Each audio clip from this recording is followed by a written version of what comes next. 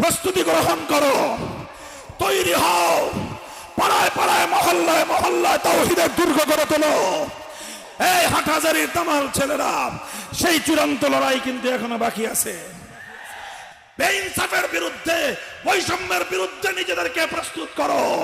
এ বিপ্লব ছিল হাজী শরীয়তুল্লাহর বিপ্লব, এ বিপ্লব ছিল কাসেম নানুতুবির বিপ্লব, এ বিপ্লব ছিল শাইখুল হিন্দের বিপ্লব, এ বিপ্লব ছিল হোসেন আহমদ মাদানির বিপ্লব, এ বিপ্লব ছিল শাব্বির আহমদ ওসমানের বিপ্লব, এ বিপ্লব ছিল জফর আহমদ ওসমানের বিপ্লব, এ বিপ্লব ছিল শামসুল হক ফরিদপুরের বিপ্লব, এ বিপ্লব ছিল খতিবে আজমের বিপ্লব, এ বিপ্লব ছিল মুফতি ফয়জুল্লাহর বিপ্লব, এ বিপ্লব মুফতি ফয়জুল্লাহ রহমতুল্লাহ আলাইহির বিপ্লব, এ বিপ্লব ছিল শাইখুল হাদিস আল্লামা আজিজুল হকের বিপ্লব, এ বিপ্লব ছিল মুফতি আমিনী রহমতুল্লাহ আলাইহির বিপ্লব, এ বিপ্লব ছিল আল্লামা শাহ আহমদ শফির বিপ্লব, এ বিপ্লব ছিল কায়েদে মিল্লাত আল্লামা জুনায়েদ বাবু নগরের বিপ্লব, এ বিপ্লব ছিল ইসলামের বিপ্লব, এ বিপ্লব ছিল আগামী দিনে এই জমিনে পূর্ণাঙ্গ ইসলামী বিপ্লব তৈরি করার বিপ্লব। হে যুবক, মনে রাখো, তোমার এই যৌবন চিরদিন থাকবে না। হে তরুণ, তুমি মনে রাখো, তোমার এই জীবন অমর নয়, তোমার জন্য মৃত্যু নির্ধারিত। নির্ধারিত সময়ে তোমাকে মরতে হবে। তুমি সিদ্ধান্ত গ্রহণ করো, মৃত্যুর সময়ে ভীরু কাপুরুষের মতো জালিমের সামনে মাথা নত করে মরবে, না বীর পুরুষের মতো আল্লাহর দ্বীনের ঝান্ডা সমুন্নত করে শাহাদাতের মৃত্যুকে আলিঙ্গন করবে। যদি তুমি শাহাদাতের মৃত্যুর জন্য নিজেকে প্রস্তুত করতে পারো, তুমি যদি আল্লাহর দ্বীনের গৌরব রক্ষা করার জন্য মৃত্যুকে আলিঙ্গন করতে প্রস্তুত থাকো, শুধু মৃত্যু নয়, সমস্ত জালিম তোমাকে দেখে পালিয়ে যেতে বাধ্য হবে ইনশাআল্লাহ। আপনাদের এই মাহফিলে আমার আজকের এই আগমন, এটা দীর্ঘ এক চড়াই উতরায় পাড়ি দেওয়া সংগ্রামের একটা পর্ব। আমাদের মনে পড়ে ওই সময়ের কথা,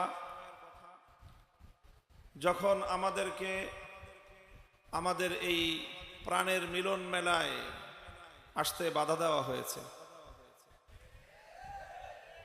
সকল রাষ্ট্রযন্ত্রকে আমাদের বিরুদ্ধে ব্যবহার করা হয়েছে। আমাদের ভাইদের হৃদয়কে চূর্ণ বিচূর্ণ করা হয়েছে। আমাদের রাহবার শহীদ ইসলাম আল্লামা জুনায়েদ বাবু নগরী রহমতুল্লাহ আলাইহির চোখ থেকে অশ্রু ঝরেছে। এই সব ঘটনার সাক্ষী এই মাটি এবং মানুষ।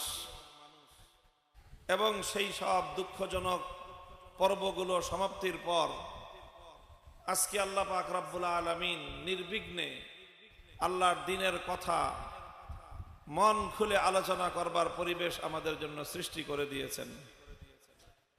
যারা আমাদের পথে অন্তরায় হয়েছিল, যারা আমাদের উপর আল্লাহর দ্বীনের কথা সত্যভাবে স্পষ্ট ভাষায় উচ্চারণ করার অপরাধে আমাদের বিরুদ্ধে রুষ্ট হয়েছিল,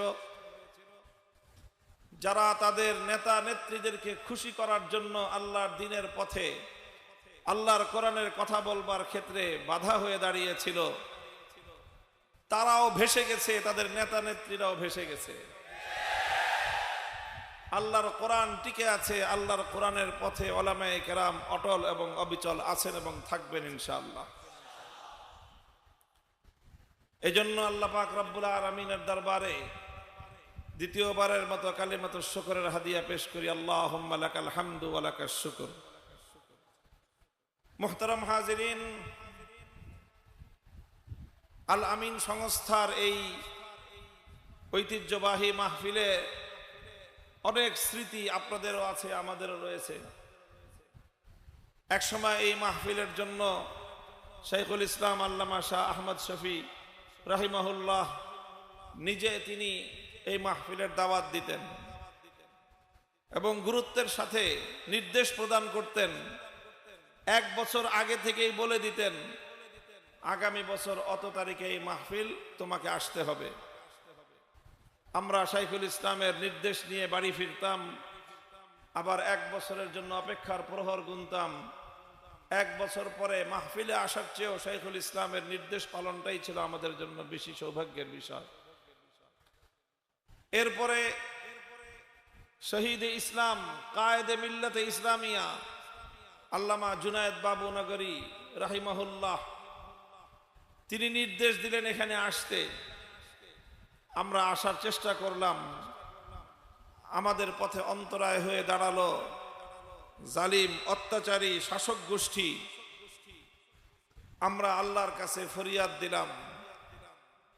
আমি জানি না আপনাদের সেই দৃশ্যগুলো মনে আছে কিনা, কিন্তু বিভিন্ন মিডিয়ার মাধ্যমে আমি এখানে উপস্থিত না থাকলেও আল্লামা জুনায়েদ বাবু নগরী রহমতুল্লাহ আলাইহের সেই আকুতি, সেই ফরিয়াদের কথা আমার চোখেও ভাসে, আমার কানেও স্পষ্ট এখনো সেই আওয়াজ শুনতে পাই। আল্লাহ পাক রব্বুল আলামিন এই সকল মহান বুজুর্গদের ফরিয়াদ এবং তাদের হৃদয়ের আকুতিকে আল্লাহ ব্যর্থ হতে দেননি। একটু একটু করে পুঞ্জীভূত এই অভিশাপ, পুঞ্জীভূত এই ক্ষোভ, পুঞ্জীভূত এই ফরিয়াদ, পুঞ্জীভূত এই আহাজারিগুলো আল্লাহ পাকের দরবারে জমা হয়েছে। এগুলো জমাট বাঁধতে বাঁধতে তারপর একসঙ্গে 5ই আগস্ট অভিশাপ হিসেবে অত্যাচারীর মসনদকে, অত্যাচারীর অস্তিত্বকে আল্লাহর জমিন থেকে বিলুপ্ত করে দিয়েছে। ফাতাবিরু ইয়া উলিল আবসার, সকলে শিক্ষা গ্রহণ করো। ভবিষ্যতে যারা জুলুম, অন্যায়, অবিচার আল্লাহর কোরআনের পথে বাধা বিঘ্ন সৃষ্টি করবার পায়তারা করবে, তোমাদেরকে আমি বলবো তোমরাও এখান থেকে শিক্ষা গ্রহণ করো। আমরা যারা হকের পথে চলবার প্রত্যয় করেছি, আমরা যারা কোরআনের কথা বলবার সিদ্ধান্ত নিয়েছি, আমরা যারা হকের ঝান্ডা সমুন্নত করবার জন্য জীবনকে সঁপে দিয়েছি, মনে রেখো আমাদের এ পথে পরাজয়ের কোনো সুযোগ নাই। আমাদের এই রাস্তায়, আমাদের এই অভিযানে পরাজয় বলতে কোনো শব্দ নাই। আমাদের এই পথে দুটোই শব্দ, ইম্মা শাহাদা ওয়া ইম্মাল ফাতাহ। হয় আমরা বিজয় নিয়ে গাজী হয়ে বাড়িতে ফিরবো, না হয় শাহাদাতের রক্ত দিয়ে আমরা বিজয়ের ভিত রচনা করে যাব।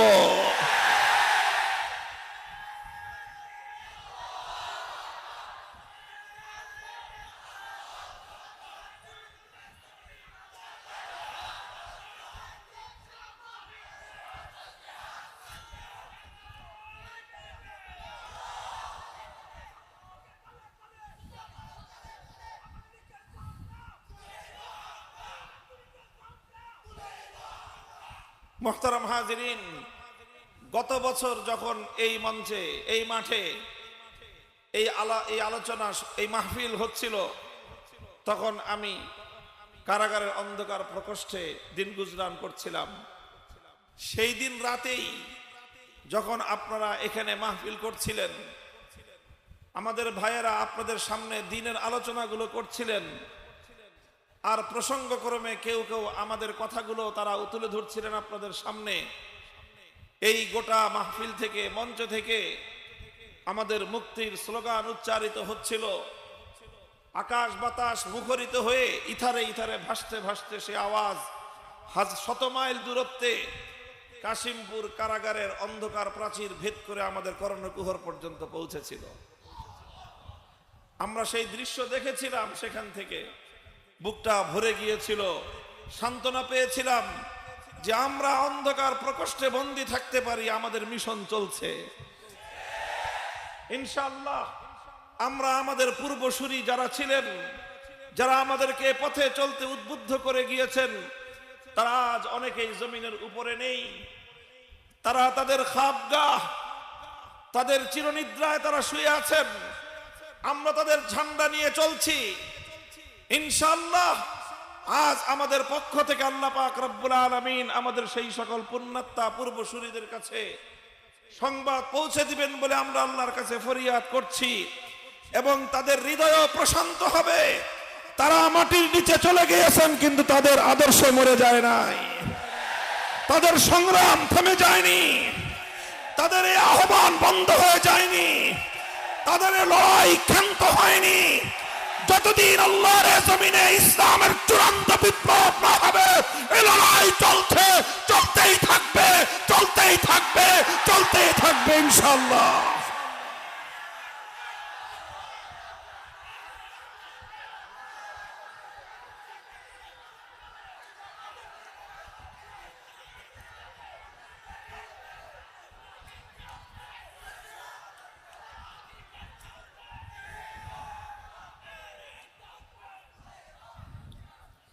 মুহতারাম হাজিরিন, দীর্ঘ আলোচনা করার অবকাশ নেই।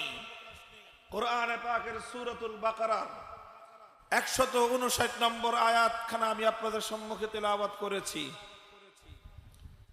কেন আমরা এত ভয় ভীতি সত্ত্বেও, এত বাধা বিঘ্ন সত্ত্বেও বারবার সত্যের কথাগুলো অনেক তিক্ত মনে হলেও কিছু মানুষের কাছে আমরা কেন এই কথাগুলো উচ্চারণ করি?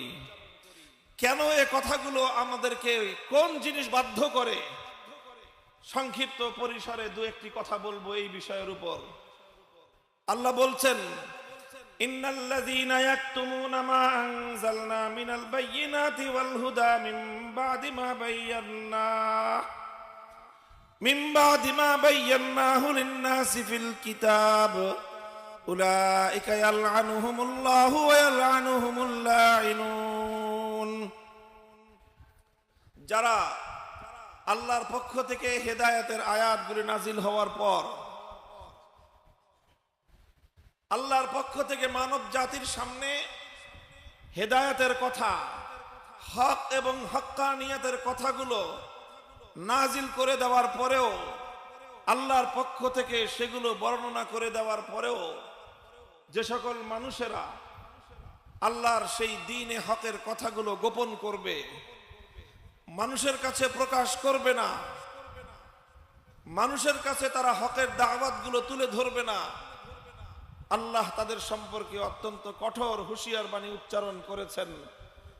বলেছেন, উলাইকা ইয়ালআনুহুমুল্লাহ, তাদের উপর আল্লাহর অভিশাপ, ওয়া ইয়ালআনুহুমুল লাঈনুন, শুধু আল্লাহর অভিশাপ নয়, বরং সকল নবী, সকল ফেরেশতা এবং সমস্ত মুমিন বান্দাদের অভিশাপ তাদের উপরে।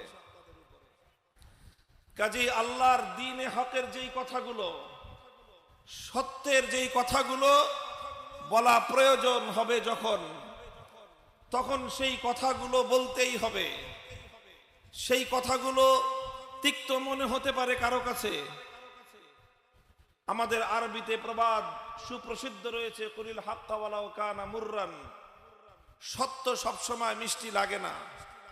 হকের কথা সবার কাছে ভালো লাগে না। হকের কথায় কারো অ্যালার্জির, চুলকানির উপদ্রব তৈরি হতে পারে। হকের কথায় কারো কানের মধ্যে চুলকানি লাগতে পারে। হকের কথা গিলতে কারো কাছে তিক্ত মনে হতে পারে। কিন্তু চিরন্তন বাণী হলো এই, যদি কারো চুলকানির উপদ্রব হয় সে তার চুলকানির উপশম করবে। কারো কাছে হকের কথা গিলতে যদি তিক্ত মনে হয় সে তার রোগের চিকিৎসা করবে। হকের কথা তাদের জন্য স্তব্ধ হয়ে যাবে না। এটাকে স্তব্ধ করে দেওয়া যাবে না। হকের কথাগুলো অবশ্যই বলতে হবে।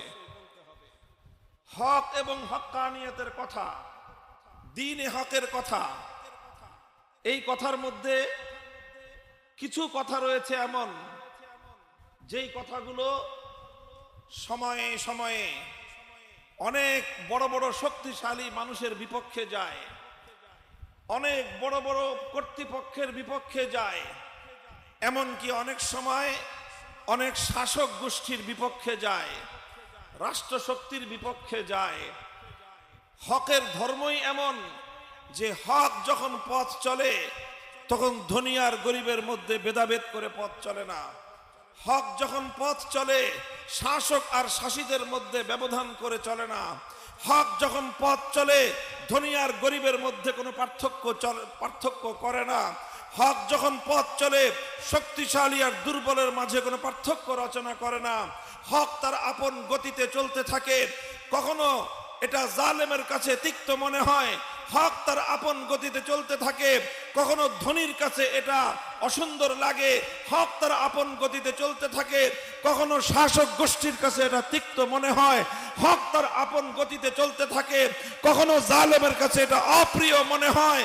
যত জালেমের কাছে অপ্রিয় মনে হোক না কেন, শাসক গোষ্ঠীর কাছে যত অপ্রিয় মনে হোক না কেন, ধনীর কাছে এটা যতই তিক্ত মনে হোক না কেন, হকের কথাকে তার আপন গতিতে কিয়ামত পর্যন্ত অব্যাহত রাখা, এটাই হলো হকের ঝান্ডাবাহী উলামায়ে উম্মতের জিম্মাদারি।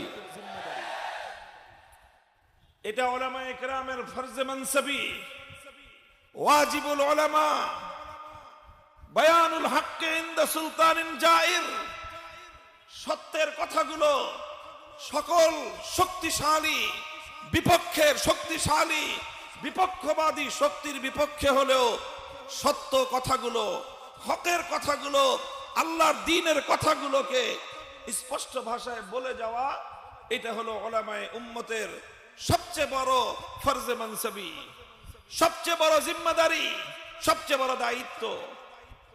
মিষ্টি সুন্নতের কথা সবাই বলতে পারে, সুন্দর সুন্দর যেখানে কোনো বিরোধের কথা নাই সেই কথাগুলো বলার মাধ্যমেই উলামায়ে উম্মতের জিম্মাদারি সমাপ্ত হয় না, বরং উলামায়ে কেরামকে যেরকম ঐক্যমতপূর্ণ কথাগুলো জাতির সামনে তুলে ধরা তাদের দায়িত্ব, ঠিক তদ্রূপ যেই কথাগুলোর মধ্যে বিরোধ রয়েছে সেই বিরোধপূর্ণ বিষয়গুলোতেও হক এবং হক্কানিয়তের কথা স্পষ্ট ভাষায় মানুষের সামনে তুলে ধরা, এটা হলো উলামায়ে উম্মতের ঐতিহাসিক জিম্মাদারি।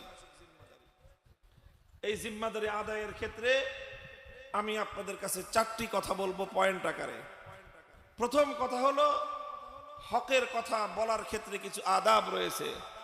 এই ক্ষেত্রে 2টি আদব অত্যন্ত গুরুত্বপূর্ণ, লক্ষ্য রাখতে হবে।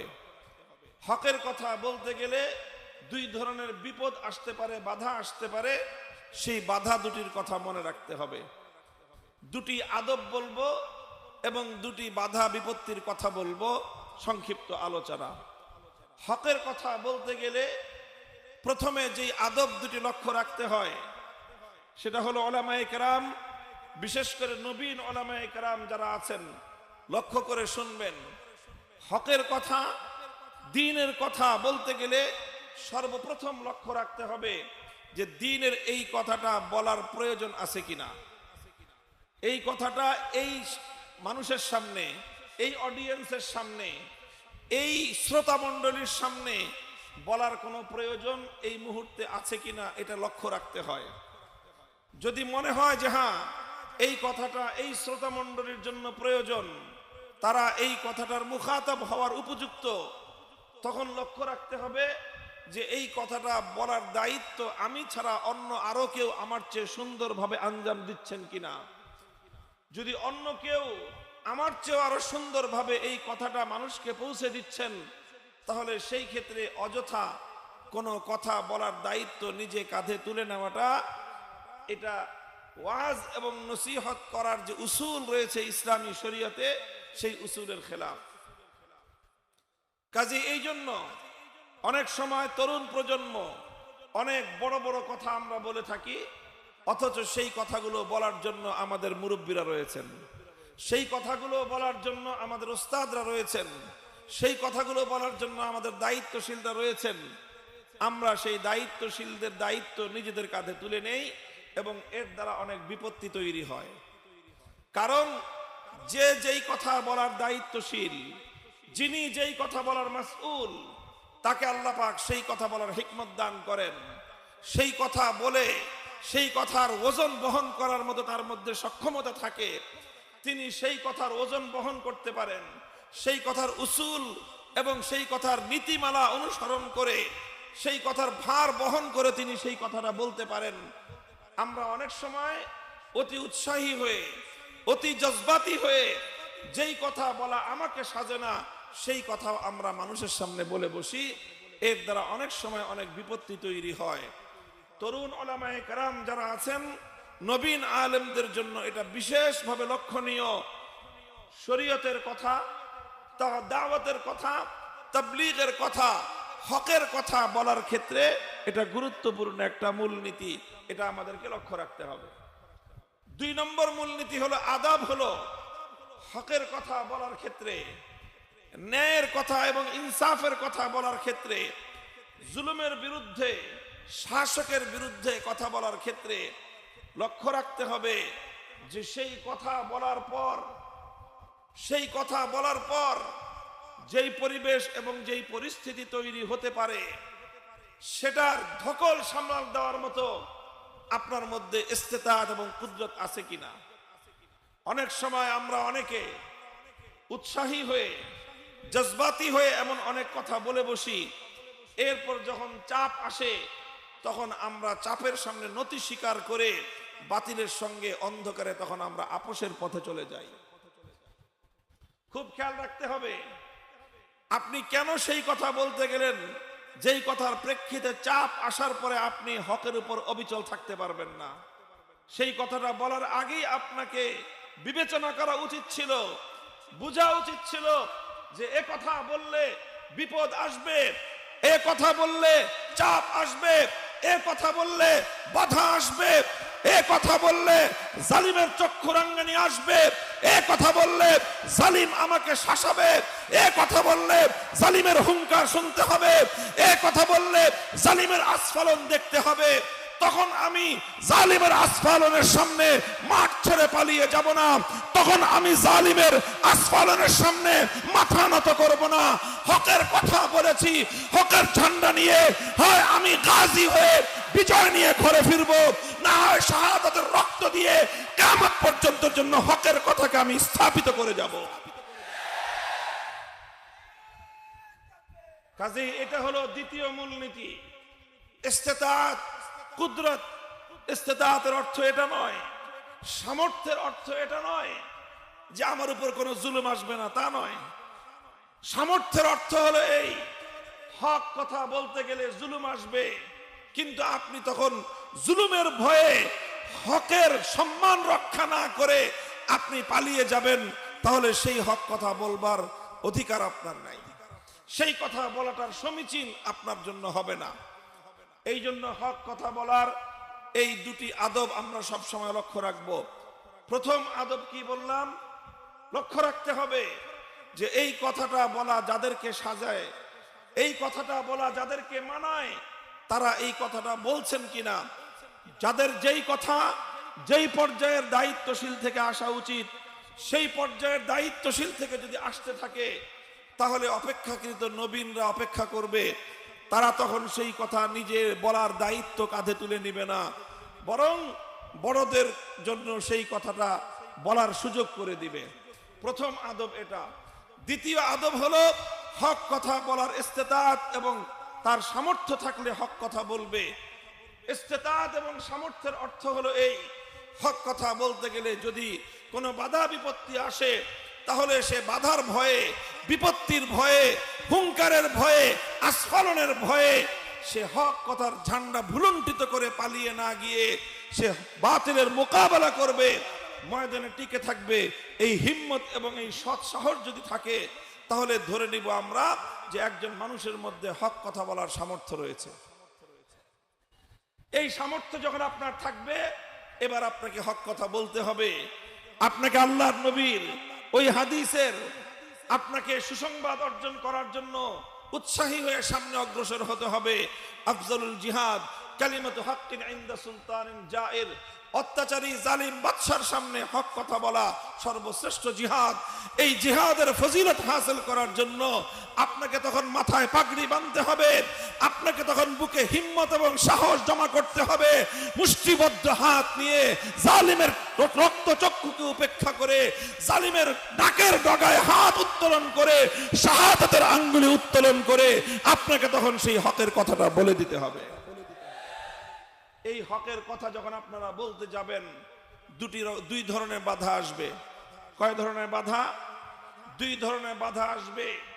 এক নম্বর বাধা হলো মাখাফাতুল লাউমাতিল লাইম। মাখাফাতুল লাউমাতিল লাইম, অনেক তিরস্কারকারীরা তিরস্কার করবে, অনেক বিদ্রুপকারীরা বিদ্রুপ করবে, অনেক ভাবে মানুষ আপনাকে হক কথা বলার কারণে আপনাকে এইভাবে বিদ্রুপ করবে, আপনাকে টিটকারি মারবে, আপনাকে তিরস্কার করবে। আল্লাহ রাসূল সাল্লাল্লাহু আলাইহি ওয়াসাল্লাম আবু যর গিফারি রাদিয়াল্লাহু তাআলা আনহুকে এই ক্ষেত্রেই বলেছিলেন, ওয়ালা তাখাফ ফিল্লাহি লাউমাতা লাইম। সত্যের কথাটা বলে যাবে, হকের কথাটা বলে যাবে, কোন তিরস্কারকারীর তিরস্কারের তুমি ভয় পাবে না, কোন বিদ্রুপকারীর বিদ্রুপকে তুমি পরোয়া করবে না, বরং আল্লাহর জন্য, আল্লাহর দ্বীনের জন্য যে হক কথাটা বলা প্রয়োজন, সেই হক কথাটা তুমি বলে যাবে। তিরস্কারের ভয় করা যাবে না, টিটকারির ভয় করা যাবে না, বিদ্রুপকারীর বিদ্রুপের তোয়াক্কা করা যাবে না। এটা হলো এই বাধাটা আসবে।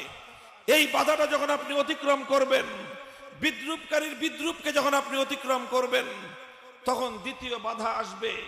রাসূল আকরাম সাল্লাল্লাহু আলাইহি ওয়াসাল্লাম সেই বাধা অতিক্রম করার জন্য তার প্রিয় সাহাবী হযরতে আবু সাঈদ খুদরি রাদিয়াল্লাহু আনহুকে নির্দেশ দিয়েছেন, লা ইয়ামনাআন্না আহাদাকুম রাহবাতুন নাস, লা ইয়ামনাআন্না আহাদাকুম রাহবাতুন নাস আন ইয়াকুলুল হক্ক ইযা রাআহু আও শাহিদা। তোমাদের কাউকে, কোন সাহাবীকে, কোন ইমানদারকে, আল্লাহর নবীর সত্যিকার কোন অনুসারীকে যেন কোন হক কথা বলার ক্ষেত্রে কোন মানুষের ভয়, কোন মানুষের আতঙ্ক যেন বাধা হয়ে না দাঁড়ায়, বরং সব মানুষের ভয় ভীতিকে উপেক্ষা করে জালিমের সামনে, অত্যাচারীর সামনে, অন্যায়কারীর সামনে, প্রভাবশালীর সামনে যে হক কথাটা বলা প্রয়োজন, সেই হক কথাটা তুমি অকপটে বলে যাবে। হযরতে আবু যর গিফারী রাদিয়াল্লাহু আনহু এই জন্যই এক হাদিসের মধ্যে তিনি ইরশাদ করেছেন, লাউ ওয়াজাতুমুস সামসামাতা আলা হাযিহি, লাউ ওয়াজাতুমুস সামসামাতা আলা হাযিহি সুম্মা ইন্নী যানানতু আন্নী উনফিযু কালিমাতান সামি'তুহা মিন রাসূলিল্লাহি সাল্লাল্লাহু আলাইহি ওয়াসাল্লাম ক্বাবলা আন তুনজিজু আলাইয়া লাআনফাসতুহা।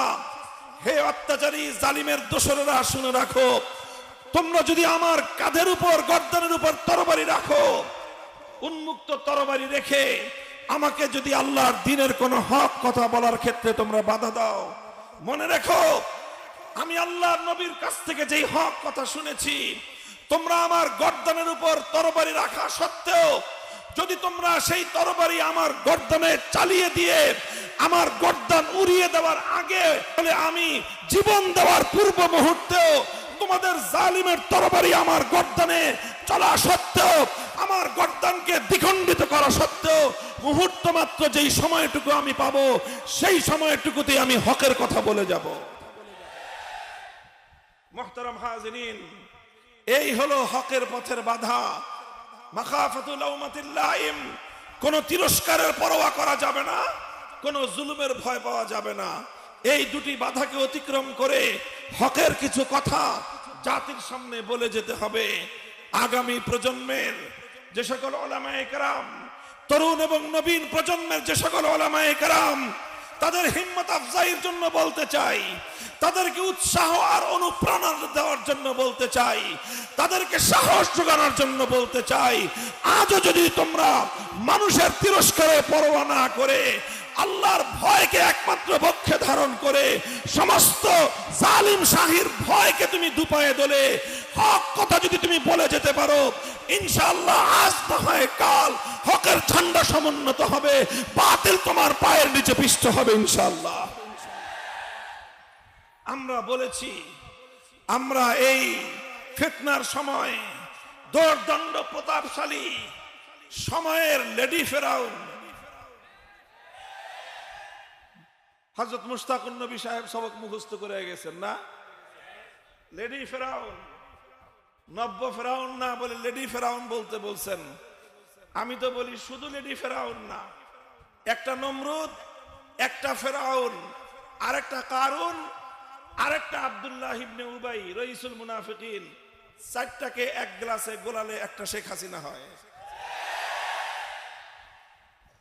চারজন, আবার শুনেন নামগুলো মনে রাখেন, যদি প্রমাণ আর ব্যাখ্যা জানতে চান ভিন্ন আলোচনায় ব্যাখ্যা করব। একটা নমরুদ, একটা ফেরাউন, আরেকটা কারুন, আরেকটা রাইসুল মুনাফিক সর্দার আব্দুল্লাহ ইবনে উবাই ইবনে সলুল। এই চারজনকে এক গ্লাসে গোলাইলে তাহলে একটা কি হয়? একটা লেডি ফেরাউন তৈরি হয়। এই লেডি ফেরাউন, তার সাথে আমাদের একটাই প্রসঙ্গ দাঁড়িয়েছিল, বড় কোনো প্রসঙ্গ না। সে ধোকার আশ্রয় নিয়ে, ভাওতাবাজির আশ্রয় নিয়ে কিছু দরবারি মোল্লা মৌলবীদের দিন বিকিয়ে দেওয়া, স্বার্থের অন্ধকারে গোড়া চলাই পথে চলা, তাদের কিছু বক্তব্যকে পুঁজি করে আল্লাহর এই জমিন থেকে, একত্ববাদের এই জমিন থেকে, যেই জমিনে শাহজালাল মুজাররদ ইয়ামানি আল্লাহু আকবারের আওয়াজ তুলবার পর শিরক এবং পুত্তলকাতাবাদীর ধ্বজাধারী গৌর গোবিন্দ পালিয়ে যেতে বাধ্য হয়েছিল। সেই জমিনে শত শত বছর পর আবার এই লেডি ফেরাউন আল্লাহর এই জমিনে তাওহীদের জায়গায় শিরকের ঝান্ডা সমুন্নত করতে চেয়েছিল। তাওহীদের ভূমিতে শিরকের আখড়া গড়তে চেয়েছিল। একত্ববাদের এই জমিতে সে শিরকের আখড়া, শিরকের মূল পুঁজি, শিরকের মূল উৎসব মূর্তির নগরে, মূর্তির দেশে পরিণত করতে চেয়েছিল। আমার বাংলাদেশ, যেই বাংলাদেশের রাজধানী হলো ঢাকা, যেই ঢাকার একটাই বৈশিষ্ট্য, পৃথিবীতে একমাত্র নগর যেই নগরের উপাধি হলো মসজিদের নগর। পৃথিবীতে একমাত্র দেশ বাংলাদেশ, যে দেশের রাজধানীর উপাধি হলো মসজিদের নগর। অনেক শহরে অনেক মসজিদ আছে, অনেক বড় বড় মসজিদ আছে। এমনকি পবিত্র বাইতুল্লাহর নগর মক্কাকে বাইতুল্লাহর শহর বলা হয়, পবিত্র মদিনা শরীফকে নবীজির শহর বলা হয়, মসজিদের শহর বলা হয়। পৃথিবীতে একটা মাত্র শহরকে, সেই শহরের নাম ঢাকার শহর। খুঁজে দেখেন, শত বছরের ইতিহাসের পাতায় পাতায় সাহিত্যিকরা লিখে গেছেন, কবিরা কবিতা গেয়ে গেছেন। এভাবেই বাংলাদেশের রাজধানী ঢাকার শত শত বছরের ঐতিহ্য দাঁড়িয়েছে। এই ঢাকা হলো মসজিদের শহর, এই ঢাকা হলো মসজিদের নগর। এই শহরটার বৈশিষ্ট্য, এই শহরটার শত বছরের ঐতিহ্যকে ধ্বংস করে এটাকে মসজিদের শহর থেকে পরিবর্তন করে মূর্তির শহর বানানোর পায়তারা করেছিল। মুহতারাম হাজিরিন, লড়াইটা ছিল অনেক কঠিন এক লড়াই। লড়াই ছিল সংস্কৃতির লড়াই, লড়াই ছিল কালচারাল লড়াই, আর লড়াই ছিল তাওহীদ এবং শিরকের লড়াই। এই লড়াইয়ে শেখ হাসিনা অবতীর্ণ হয়েছিল এমন একটা সময় যখন সে তার দণ্ডপ্ত প্রতাপের চূড়ায়, সর্বোচ্চ চূড়ায় সে অবস্থান করছিল, যখন দেশের উপর তার আধিপত্য, তার নিয়ন্ত্রণ, গোটা দেশের উপর তার ক্ষমতা নিরঙ্কুশ ভাবে প্রতিষ্ঠিত হয়েছিল। সেই চূড়ান্ত লগনে তার শক্তিমত্তা, দেশের উপর তার নিয়ন্ত্রণের চূড়ান্ত সময়ে সে চেয়েছিল মসজিদের নগরকে মূর্তির নগরে পরিণত করতে। বাংলাদেশের সবচেয়ে বড় মেগা প্রকল্প স্বাধীনতা উত্তর বাংলাদেশের 53 বছরে সবচেয়ে বড় রাষ্ট্রীয় যে প্রকল্প তৈরি হয়েছে পদ্মা সেতু প্রকল্প। পদ্মা সেতুর দুই পারে মহাসড়ক, এক্সপ্রেসওয়ে সহ হাজার হাজার কোটি টাকা ব্যয়ে নির্মিত এই বিশাল প্রকল্প। তখন তো আমরা এমন ভাবে শুনতাম, তিনি শুধু বলতেন যে আমি পদ্মা সেতু বানিয়ে দিয়েছি, আমি এই সেতুর রাস্তা তৈরি করে দিয়েছি, আমি এই সেতুর মধ্যে দিয়ে রেল লাইন তৈরি করে দিয়েছি। মাঝে মাঝে আমার মনে হয় সে তার বাবার মিরাসি সম্পত্তি থেকে মনে হয় এগুলি বানায় দিয়েছে। এটাই মনে হয়তো তার কথার ভাবসাবে তার বাপদাদার তালুক বিক্রি করে দেশের জনগণের জন্য মনে হয় সেতু নির্মাণ করে দিয়েছে। পরে খবর নিয়ে দেখলাম যে না, বাপদাদার সম্পত্তি বিক্রি করে সেতু বানায় নাই, বরং সেতু বিক্রি করে কিছু টাকা দিয়ে সেতু বানিয়েছে, বাকি টাকা নিজের আখের গুছানোর জন্য বিদেশে পাচার করেছে। যাই হোক, সেই দুর্নীতি নিয়ে আলোচনা করা আমার আজকের আলোচ্য বিষয় নয়। সবচেয়ে বড় মেগা প্রজেক্টের মাথার মধ্যে যেখান থেকে এই প্রকল্প সূচনা হয়েছে, ঢাকার ধোলাইপাড়, সেই মোড়ে বিশাল করে এক বেদি বানালো, বিশাল বেদি। বাংলাদেশের কোন মন্দিরে এত বড় বেদি নাই, ভারতে আছে কিনা আমার জানা নাই, মনে হয় নাই। এত বড় এক বিশাল বেদি তৈরি করা হলো। সেই বেদির মধ্যে একটা মূর্তি নির্মাণ করার আয়োজন চললো, যেই মূর্তি দেশের ভিতরে তৈরি করা যায় না, বিদেশ থেকে অর্ডার দিয়ে এক বিশাল দৈত্যের আকারের এক মূর্তি বানায় আনার প্রকল্প চললো। মূর্তিটা হলো তার বাবার, একজন মরহুম মানুষের দৈত্যের আকারে মূর্তি বানায় এনে সেই বেদিতে বসাবে। এই আয়োজন যখন চলল, ঢাকার শহরের প্রথমে আঞ্চলিক ওলামায়ে কেরাম এর প্রতিবাদ করলেন যে ঢাকার শহরে চারিদিকে মসজিদ, প্রতিদিন সন্ধ্যাবেলায় প্রতি 5 ওয়াক্তের সময় মসজিদগুলো থেকে আজানের ধ্বনিতে আকাশ মুখরিত হয়, মধ্যখানে বিশাল এক মূর্তির দেবীতে বসে থাকবে বেদিতে। এটা এই ঢাকার শহর এবং এই শহরের 1000 বছরের ঐতিহ্যকে ধ্বংস করে দিবে। বাংলাদেশের সর্ববৃহৎ মেগা প্রকল্প এটাকে শিরকি সাংস্কৃতিক প্রতীক হিসেবে বিশ্ব দরবারে বাংলাদেশকে মূর্তির রাষ্ট্র হিসেবে চিহ্নিত করবে। কাজেই এটার প্রতিবাদ প্রথমে করা হলো স্বাভাবিকভাবে। ছোট মানুষরা, সাধারণ মানুষরা যখন প্রতিবাদ শুরু করলো, কিছুদিন পর তাদের উপর এমন চাপ প্রয়োগ করা হলো, সাধারণ মসজিদের ইমাম মুসল্লিরা শুরু করেছিলেন এই ধরনের প্রতিবাদ। চাপের ঠেলায় কেউ আর এলাকায় থাকতে পারে না, মসজিদের ইমাম সাহেবরা মসজিদে নামাজ পড়াতে পারে না, রাত দিন তাদেরকে দৌড়ে বেড়াতে হয়, এখান থেকে ওখানে ফেরারি জীবন যাপন করতে হলো। তখন বিষয়টা স্থানীয় পর্যায় থেকে জাতীয় পর্যায়ে আসলো। আমরা বললাম, এই পবিত্র মুসলমানদের মাটিতে, এ দেশে 97% মুসলমানদের কৃষ্টি কালচার, তাদের ঐতিহ্যের উপর আঘাতকারী কোন মূর্তি সংস্কৃতি বাস্তবায়ন হতে দেওয়া হবে না। আমরা ঘোষণা দিলাম। আমাদের এই ঘোষণায় তিনি বেজায় ক্ষিপ্ত হলেন, রাগান্বিত হলেন, ক্ষুব্ধ হলেন। কিছু দরবারি মোল্লা তৈরি করলেন, যারা মূর্তি আর ভাস্কর্যের মধ্যে পার্থক্য তৈরি করার চেষ্টা করলো, যারা তিমসাল এবং সূরতের মধ্যে পার্থক্য তৈরি করার মাধ্যমে আল্লাহর কোরআনের বিকৃত ব্যাখ্যা দিয়ে 1400 বছরের 4 মাযহাবের সমস্ত মুফাসসিরিন, সমস্ত ফুকাহায়ে কেরামের মতামতকে উপেক্ষা করে মন গড়া বিকৃত ব্যাখ্যার মাধ্যমে শেখ হাসিনার স্বৈরাচারী মূর্তি পূজার সংস্কৃতিকে বৈধতা দেওয়ার চেষ্টা করলেন। আমি উলামায়ে কেরামকে বলবো, ওই সময়ে কারা কারা এই কাজগুলো করেছিল, সেই সকল চিহ্নিত কোরআন বিকৃতিকারীদেরকে জাতির সামনে নতুন করে পরিচয় করিয়ে দেওয়া দরকার। এটা ভয়ঙ্কর বিষয়। একজন স্বৈরাচারীকে খুশি করতে গিয়ে, একজন মূর্তি স্থাপনকারীর মন জুগাতে গিয়ে আল্লাহর কোরআনকে তারা বিকৃত করেছিল।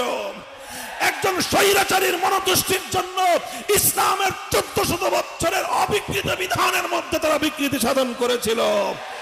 এই অপরাধীদের কোনো ক্ষমা নাই, এদের ক্ষমা হতে পারে না। এদেরকে ক্ষমা করলে কিয়ামত পর্যন্ত আল্লাহর দ্বীন হেফাজত করা যাবে না।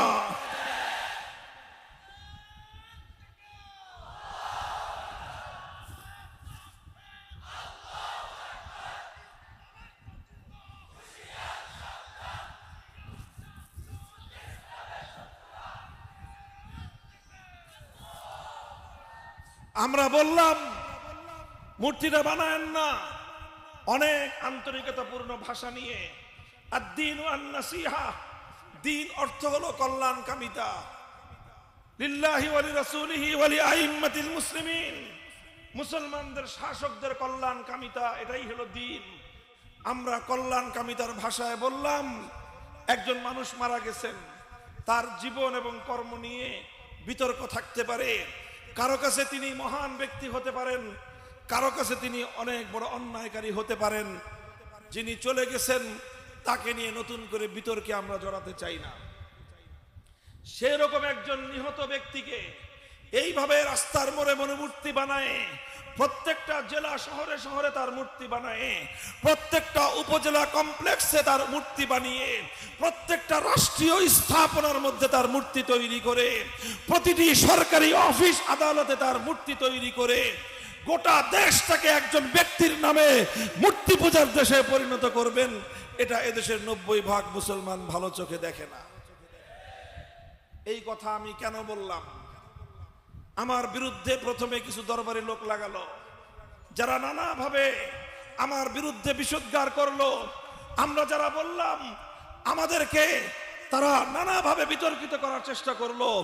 আমরা আমাদের কথার উপর অটল এবং অবিচল থাকলাম।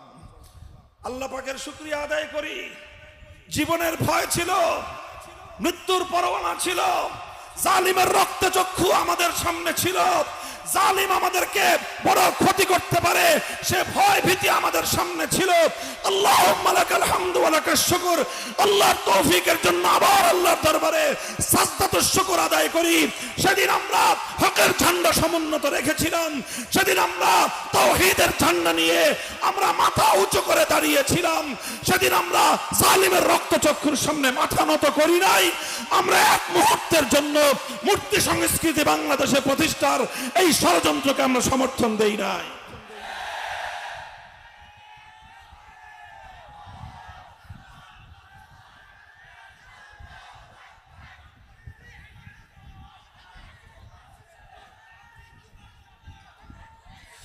এরপর তিনি কি করলেন? এরপর গোটা রাষ্ট্রযন্ত্রকে নিয়ে, তার গোটা স্বৈরাচারী বাহিনীকে নিয়ে, তার হেলমেট লীগ হাতুড়ি লীগকে নিয়ে, তার যুবলীগ ছাত্রলীগকে নিয়ে, তার গোটা সমস্ত সাঙ্গপাঙ্গদেরকে তিনি আমার বিরুদ্ধে লেলিয়ে দিলেন। তিনি জাতীয় সংসদে দাঁড়িয়ে আমার বিরুদ্ধে বিষোদ্গার করলেন। তার সকল সংস্থা, সকল গোয়েন্দা সংস্থাগুলোকে আমার বিরুদ্ধে লেলিয়ে দিলেন। আমি একজন ছোট্ট মানুষ, আমার পুঁজি ছিল একটাই, হকের কথা বলেছি। গর্দান যেতে পারে, কল্লা কাটতে পারো, কল্লার উপর থেকে পাগড়ি খুলতে পারবে না।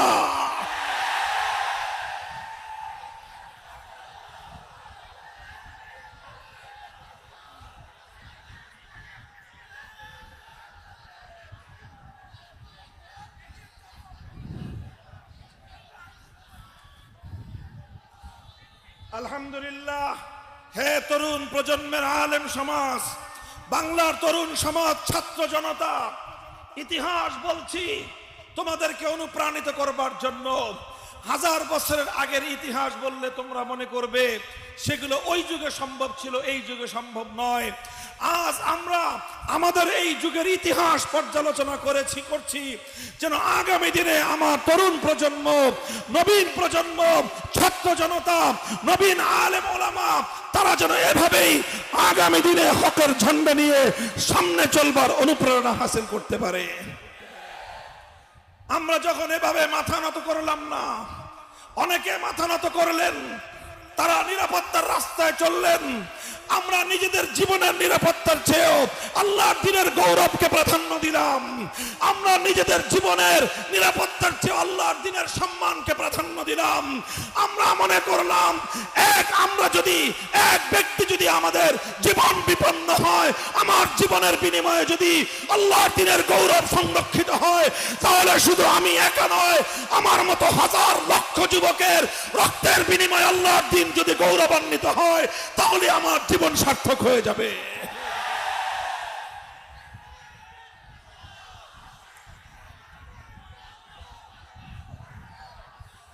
হে যুবক, মনে রাখো, এ জীবন চিরদিনের জন্য নয়।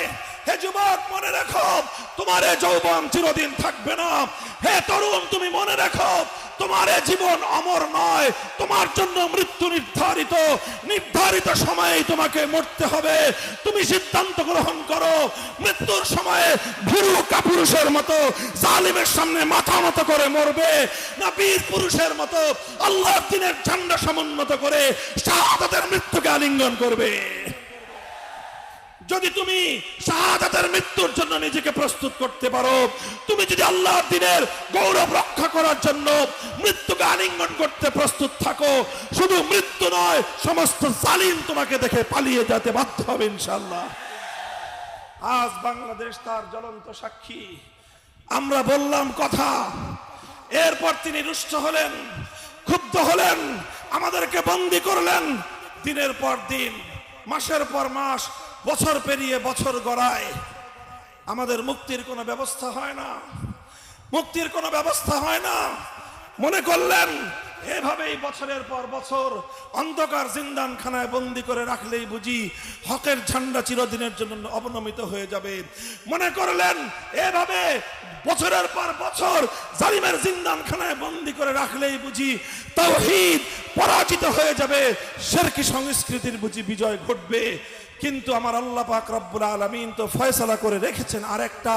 আমার আল্লাহর সিদ্ধান্ত হলো, মুমিন যখন কদম উঠাবে সাহায্য করবেন আল্লাহ। ইন তানসুরুল্লাহ ইয়ানসুরকুম ওয়া ইউসাব্বিত আকদামাকুম, ইন তানসুরুল্লাহ ইয়ানসুরকুম ওয়া ইউসাব্বিত আকদামাকুম। তোমরা আল্লাহর দ্বীনের গৌরব, আল্লাহর দ্বীনের মর্যাদা রক্ষা করার জন্য তুমি তোমার জানকে বাজি লাগাও। তোমার জীবনকে রক্ষা করা, তোমার জীবনের গৌরব রক্ষা করা আল্লাহর জিম্মাদারি। আমরা 5ই আগস্ট বাংলাদেশে দেখলাম এক নতুন বাংলাদেশ। 5ই আগস্ট বাংলাদেশ দেখলাম জুলুমের বিরুদ্ধে পুঞ্জীভূত ক্ষোভের অবিস্মরণীয় এক বহিঃপ্রকাশ। যারা 5ই আগস্ট বিপ্লবের, যারা 5ই আগস্টের গণ অভ্যুত্থানের মূল বৈশিষ্ট্য বুঝতে চান, তারা বুঝবেন এই কথা থেকেই। 5ই আগস্টের বিপ্লবের একটা আইকন ছিল, বিপ্লবের একটা সিম্পটম ছিল, বিপ্লবের একটা প্রতীক ছিল।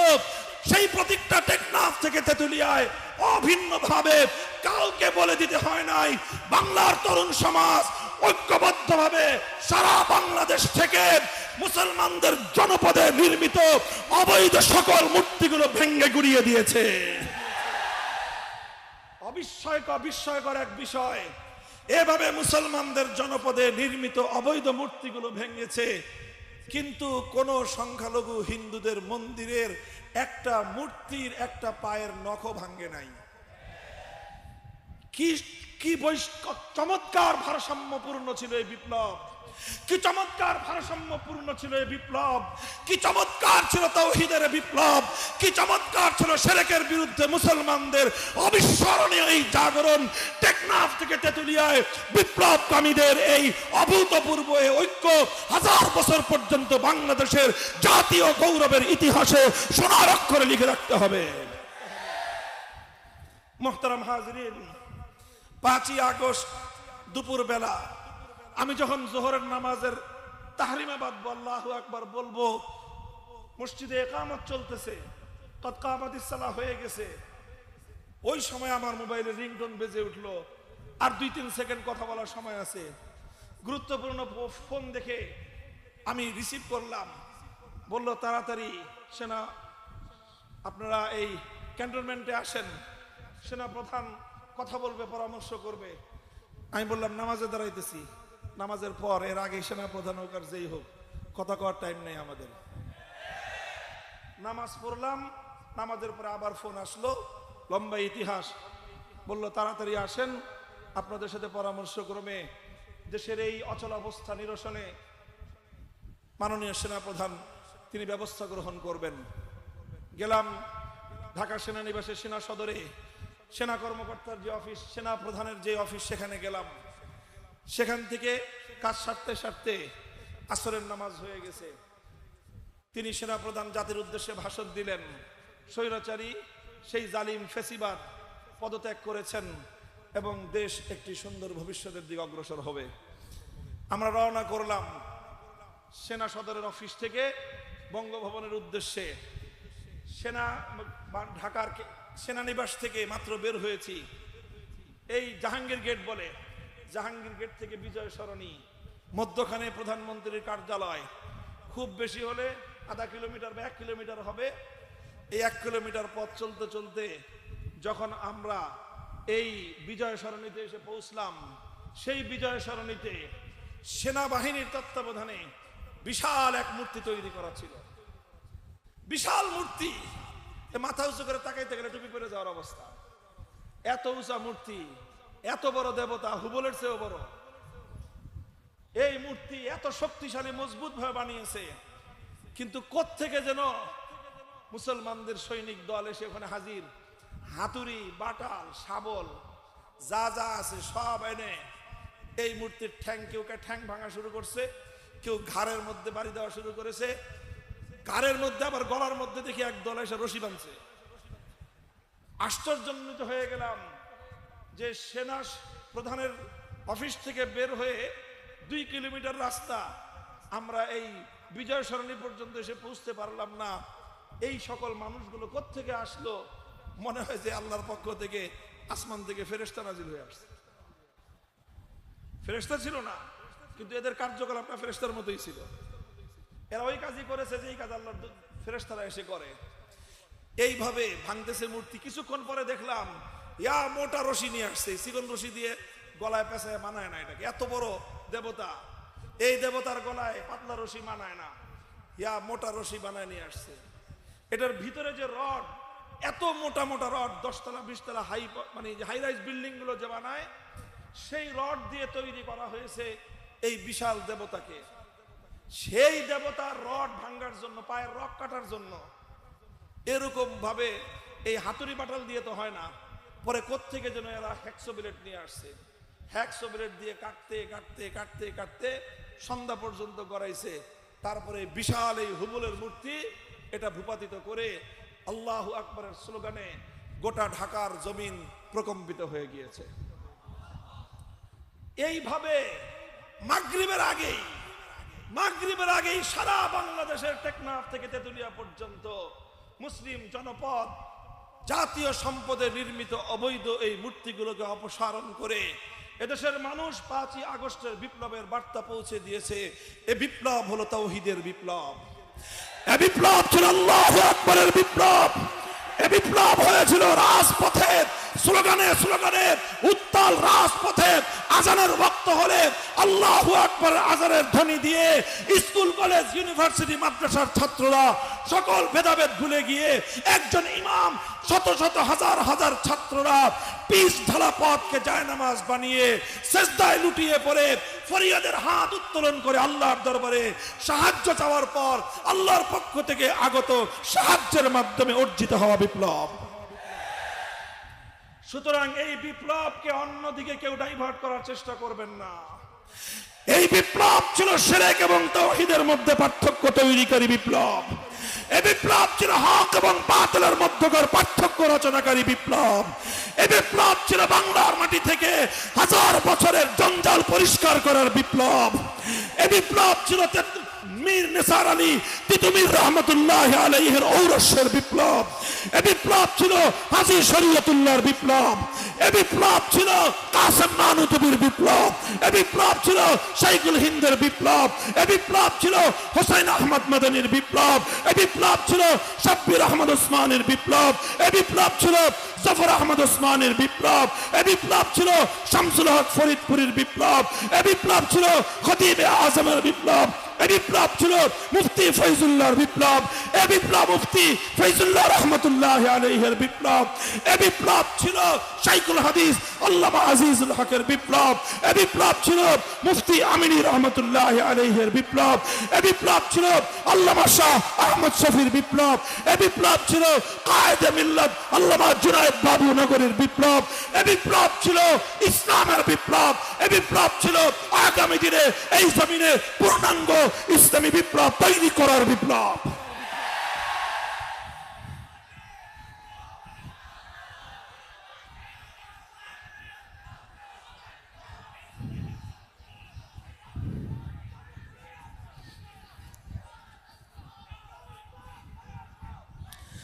বার্তাটা পরিষ্কার বুঝবেন। এদেশের তরুণ প্রজন্মের নারী নক্ষত্র বুঝবার চেষ্টা করবেন। এদেশের আগামী প্রজন্মের মানসিকতা, সেন্টিমেন্টকে বুঝবার চেষ্টা করবেন।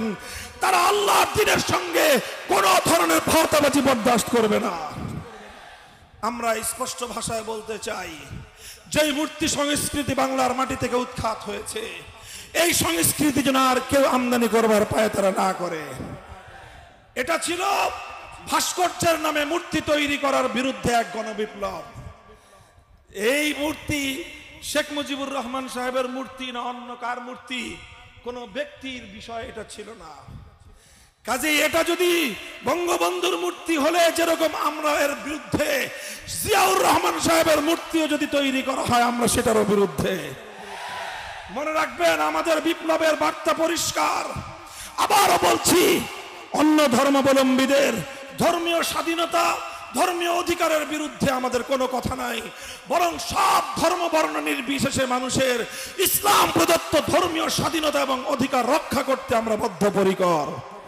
কিন্তু 90% মুসলমানদের সন্তানদেরকে পৌত্তলিকতাবাদে দীক্ষিত করবার বিরুদ্ধে আমাদের সংগ্রাম চলছে এবং চলবে। মুসলমানদের জাতীয় শিক্ষা ব্যবস্থায় হিন্দুত্ববাদকে অন্তর্ভুক্ত করার ষড়যন্ত্র আমরা যেমন মানি নাই, আগামী দিনে নাস্তিক্যবাদ প্রবিষ্ট করবার কোন ষড়যন্ত্র আমরা বরদাস্ত করব না। হিন্দুত্ববাদ যেমন মানি না, নাস্তিক্যবাদ যেমন আমরা সহ্য করি না, জাতিসংঘের পক্ষ থেকে আমার বাংলাদেশের স্বাধীন মাটির উপর চাপিয়ে দেওয়া মানবাধিকার কমিশনের অফিস তৈরির মাধ্যমে এদেশটাকে বেহায়াপনার দেশ, সমকামীদের নিরাপদ আখড়ায় পরিণত করবার যদি কেউ চেষ্টা করে, আল্লাহর কসম খেয়ে বলি, শাপলা চত্বরে কারবালা হবে, শাপলা চত্বরে কারবালা হবে।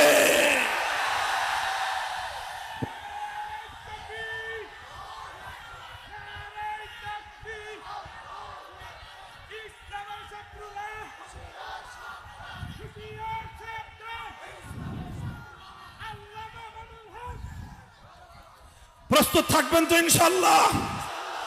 এদেশের তরুণ যুবকরা ইনশাআল্লাহ তারা যেভাবে জেগে উঠতে শুরু করেছে, ইনশাআল্লাহ ইসলামের চূড়ান্ত বিপ্লব ছাড়া যাত্রা ক্ষান্ত হবে না। চূড়ান্ত বিপ্লব হবে ইসলামের বিপ্লব। সেই বিপ্লবের ঘোষণা হবে লা ইলাহা ইল্লাল্লাহ। সে বিপ্লবের রূপকার হবে মুহাম্মদুর রাসূলুল্লাহ। সে বিপ্লবের ঠিকানা হবে দিল্লি, ওয়াশিংটন, মস্কো আর পিকিং নয়, সে দিল্লির ঠিকানা হবে সোনার মদিনা। এই হাটহাজারীর তামাল ছেলেরা, সেই চূড়ান্ত লড়াই কিন্তু এখনো বাকি আছে। প্রস্তুতি গ্রহণ করো, তৈরি হও, পাড়ায় পাড়ায়, মহল্লায় মহল্লায় তাওহীদের দুর্গ গড়ে তোলো। বেইনসাফের বিরুদ্ধে, বৈষম্যের বিরুদ্ধে নিজেদেরকে প্রস্তুত করো। যারা দেশের বিরুদ্ধে, বাংলাদেশের মুসলিম জাতিসত্তাকে ধ্বংস করবার পায়তারা করবে, তাদের বিরুদ্ধে নিজের হাতকে মুষ্টিবদ্ধ করো, নিজেদের হাতিয়ারকে শানিত করো। যদি প্রয়োজন হয় আমরা প্রথমে চোখের অশ্রু দিব, তারপর যদি প্রয়োজন হয় আমরা শরীরের ঘাম ঝরাবো, এরপর যদি প্রয়োজন হয় রক্ত দিতে হবে আমরা রক্ত দেব ইনশাআল্লাহ। জীবন দিতে হলে জীবন দেব। আমাদের জীবন তো তখনই সফলতা লাভ করবে, শহীদি খুনে হেসে উঠে যাবে জিন্দেগানি, শহীদি খুনে হেসে উঠবে যাবে জিন্দেগানি। আমরা 1000 বছর বিরলের মতো বাঁচতে চাই না, 1000 বছর শ্রীগালে আল্লাহর দ্বীনের জন্য বাঁচবো, আল্লাহর দ্বীনের জন্য মরবো। ইন্না সালাতি ওয়া নুসুকি ওয়া মাহইয়ায়া ওয়া মামাতি লিল্লাহি রাব্বিল আলামিন। কথা বলেন ঠিক না বেঠিক? যতদিন বাঁচবো কার জন্য বাঁচবো? মরণের সময় জীবন কাকে দিতে চাই, কার জন্য দিতে চাই, কিভাবে দিতে চাই? শহীদি ঈদগাহে সম্মিলিত হয়ে জীবন দিতে চাই। মনে রেখো, যারা জীবন দিতে চায় তাদেরকে মারা যায় না, যারা মরতে চায় তাদেরকে মারা যায় না। কয়জন মারবা? 1632 জন মেরেছো, মানুষ মরা শেষ হয় নাই। তোমার সমস্ত গুন্ডা বাহিনী নিয়ে তুমি দেশ ছেড়ে পালিয়ে যেতে বাধ্য হয়েছো, কারণ এদেশের তরুণ প্রজন্ম শপথ করেছিল আমরা মরে যাব কিন্তু আর জুলুমকে সহ্য করব না। ইনশাআল্লাহ এর পরের বিপ্লব হবে, এদেশের তরুণ প্রজন্ম একটা শপথ নিয়ে মাঠে নামবে, বাঁচবো তো ইসলামের জন্য বাঁচবো, মরবো তো ইসলামের জন্যই মরবো। সেদিনই হবে ইনশাআল্লাহ এ বাংলা চূড়ান্ত ইসলামী বিপ্লব সাধিত হবে। প্রস্তুত থাকবেন সেজন্য, জীবন দেওয়ার জন্য প্রস্তুত থাকবেন, রক্ত দেওয়ার জন্য প্রস্তুত থাকবেন। দেশ বিরোধী, ইসলাম বিরোধী যে কোনো ষড়যন্ত্রের মোকাবেলায়, যে কোনো ত্যাগ আর কোরবানি স্বীকার করার জন্য কারা কারা প্রস্তুত থাকবেন, কারা প্রস্তুত থাকবেন? আল্লাহ পাক কবুল করুন, তৌফিক দান করুন। আমার জন্য দোয়া করবেন, কথাগুলো যেন আমার দিলের হয়, আমার মুখের যেন এই কথাগুলো না হয় শুধু। নাসরুম মিনাল্লাহি ওয়া ফাতহুন করিব ওয়া আখিরু দাওয়ানা আলহামদুলিল্লাহি রাব্বিল আলামিন। আসসালামু আলাইকুম ওয়া রাহমাতুল্লাহ।